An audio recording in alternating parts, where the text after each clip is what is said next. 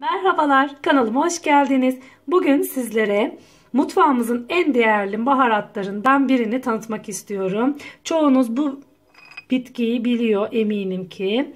Bu bitkimiz bir kök bitki, zencefil.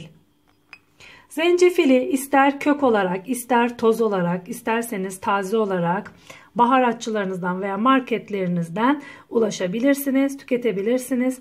Sağlığımıza sayısız faydaları olan bir bitki. İçerisinde vitaminler ve mineraller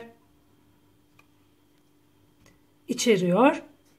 Mide, bağırsak enfeksiyonlarına, sindirim problemlerine, özellikle kışın biz bunu tüketiyoruz. Çayını tarçınla birlikte, kök bitki olduğu için kabuklu tarçın ve zencefili çaydanlığımın içerisine alıyorum. Güzelce kaynatıyorum. Kaynadıktan sonra bunun çayını içiyoruz. Öksürüğe, gribe, soğuk algınlığına, solunum yolu hastalıklarına çok faydalı zencefil.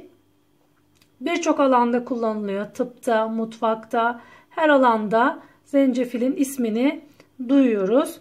Faydalarını işitiyoruz. Ben şimdi öksürük için zencefilden hazırlamış olduğum kürümü yapacağım. Şimdi bir adet kök zencefilimi rende yardımıyla rendeliyorum. Sizler toz olarak aktardan da satın alabilirsiniz ama toz olarak almak çok çabuk kısa sürede bayatlayabileceği için ben böyle kurutulmuşunu tercih ediyorum. Yaşını da marketlerde bulabiliyoruz ama onları da tabii ki de kısa sürede tüketmek gerekiyor. Yoksa onlar da çok çabuk bozulabiliyor.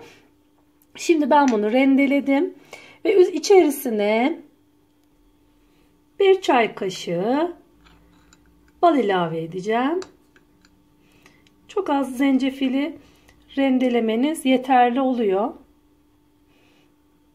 Bir çay kaşığı ilave ettim. Ve şimdi acı bir baharat, zencefil.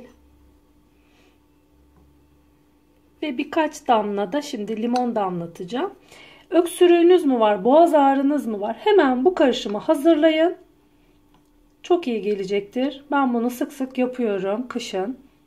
Şimdi birkaç damla da limon suyumuzu damlatalım.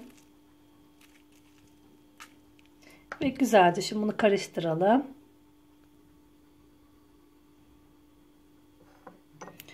Evet. Hemen böyle az bir tatlı kaşığı kadar yaptım. Hemen yapın, tüketin. Bekletmenize gerek yok. Taze taze hemen yapın ve bunu tüketin. Böyle bir macun kıvamında oluyor. Bir şurup gibi şifa niyetine bunu tüketin. Yoğunluğu bu şekilde böyle macun gibi. Boğazınızı hemen yakıyor zaten. Zencefil ve bal.